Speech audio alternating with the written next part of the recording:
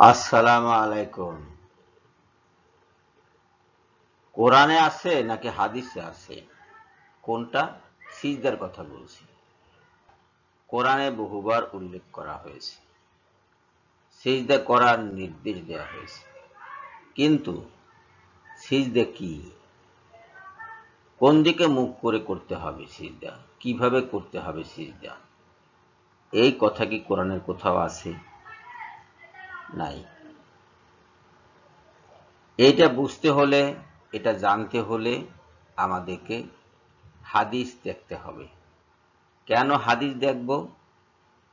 সিজদা রাসূল সাল্লাল্লাহু আলাইহি ওয়াসাল্লাম কিভাবে করেছেন সেটা পাওয়া যাবে হাদিসে। রাসূল সাল্লাল্লাহু আলাইহি ওয়াসাল্লামের কথা, রাসূল সাল্লাল্লাহু আলাইহি ওয়াসাল্লামের কাজ এবং রাসূল সাল্লাল্লাহু আলাইহি ওয়াসাল্লাম যা অনুমোদন করেছেন অথবা যা নিষেধ করেছেন সেটা হলো হাদিস। এবং এই হাদিস লিপিবদ্ধ করে রেখেছেন, কিছুটা সাহাবীরা লিপিবদ্ধ করেছেন, পরবর্তীকালে সাহাবীদের কাছ থেকে শুনে তাবেঈরা লিপিবদ্ধ করেছেন, পরবর্তীকালে তাবেঈনরা লিপিবদ্ধ করেছেন। এবং সেই হাদিস আমরা এখন পড়ছি এবং সেই হাদিস দেখে আমরা আল্লাহর অন্যান্য ইবাদতের মতো সিজদাও করছি। সিজদা সবচেয়ে বড় ইবাদত আল্লাহর, সিজদা সেভাবে করছি। এই সিজদার বর্ণনা কোরআন শরীফের কোথাও নাই। বারবার তাগিদ দেওয়া হয়েছে সিজদা করতে, নির্দেশ দেওয়া হয়েছে সিজদা করতে, কিন্তু সিজদার বর্ণনা কোথাও কোরআন শরীফে নাই। কাজেই যারা শুধুমাত্র কোরআন অনুসরণ করতে চায় তারা সিজদা করতে পারবে না। আমরা যে পদ্ধতিতে সিজদা করি, কিবলামুখী হয়ে 7টি অঙ্গের উপরে আমরা সিজদা করি, মাটিতে নাক এবং কপাল ঠেকিয়ে।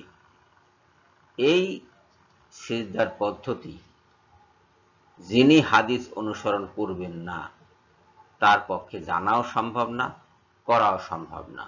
যদি কেউ এই পদ্ধতিতে সিজদা করেন তাহলে আমরা সুস্পষ্ট করে বলবো যে উনি হাদিস অনুসরণ করছেন, কিন্তু মুখে বলছেন হাদিস মানি না।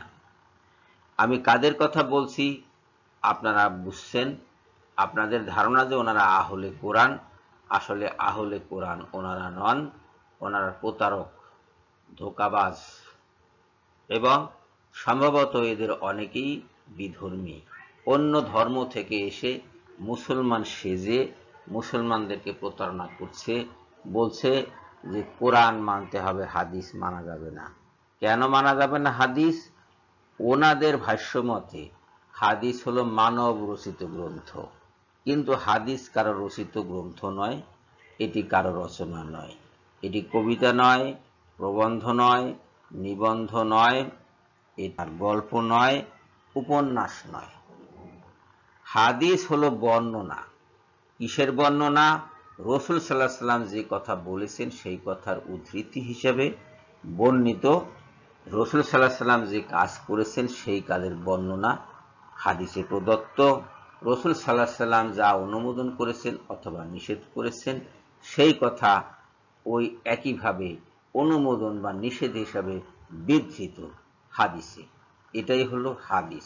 এটা রচনা নয়, রচিত নয়, আল্লাহর কাছ থেকে নাজিলকৃত নয়, মানুষ কর্তৃক রচিত নয়। এই হলো হাদিস, রেকর্ড, রাসূলের জীবনের রেকর্ড। তিনি যে সমস্ত কাজকর্ম করেছেন, কোরআন বাস্তবায়নের জন্য তাকে যে সমস্ত কাজকর্ম করতে হয়েছে সবই হাদিসের অন্তর্ভুক্ত।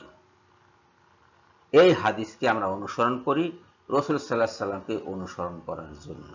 রাসূল সাল্লাল্লাহু আলাইহি ওয়াসাল্লামকে অনুসরণ করার জন্য আল্লাহ পাক আল কোরআনে বহু আয়াতে নির্দেশ দিয়েছেন এবং বলেছেন যে যারা রাসূল সাল্লাল্লাহু আলাইহি ওয়াসাল্লামকে অনুসরণ না করবে কিংবা রাসূল সাল্লাল্লাহু আলাইহি ওয়াসাল্লামকে যারা না মানবে তাদের জন্য জাহান্নামের আগুন অপেক্ষা করছে। হযরত মুহাম্মদ সাল্লাল্লাহু আলাইহি ওয়াসাল্লাম আমাদের নবী, আমাদের রাসূল। কোরআনের রাসূল এবং হাদিসের রাসূল একই ব্যক্তি, যারা বলছে কোরআনের রসুল এবং হাদিসের রসুল এক নয়, তারা বিভ্রান্ত এবং কুফরি করছে। তারা অস্বীকার করছে রসুলকে, অস্বীকার করছে আল্লাহর বিধানকে। যারা বলছে হাদিস অনুসরণকারীরা শিরক করছে, তারা নিজেরাই শিরকে লিপ্ত। সবাইকে ধন্যবাদ জানিয়ে বিদায় নিচ্ছি। আল্লাহ হাফেজ।